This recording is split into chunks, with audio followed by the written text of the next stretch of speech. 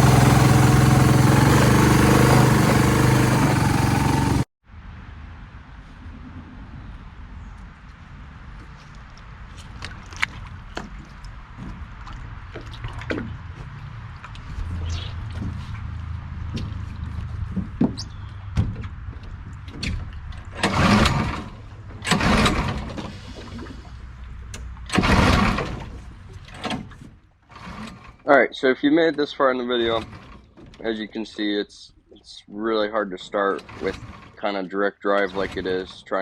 You're basically turning the prop when you're starting it. And so I'm waiting for the clutch, sprocket in the mail, and that should help. And then I was getting some, I don't know if it's from back pressure, but maybe water in my exhaust. I don't know if obviously exhaust is going out, but I don't, it could get back pressure to get water in. So stay tuned. I'll put this video out until I get more parts in and diagnose a few other things with it. So I'm happy with where it's at so far, and people's curiosity, that sprocket was 18 on the motor and 16 on the drive shaft, and I got a 21 tooth for the clutch, and then I can use either the 18 or 16 sprocket for gearing. I haven't done the math yet on that, and then I don't know what I'll do going forward. I just did the governor delete. I would like a electric start, but stay tuned. I hope you guys are interested in this. I'm having a lot of fun building it. Thanks for watching.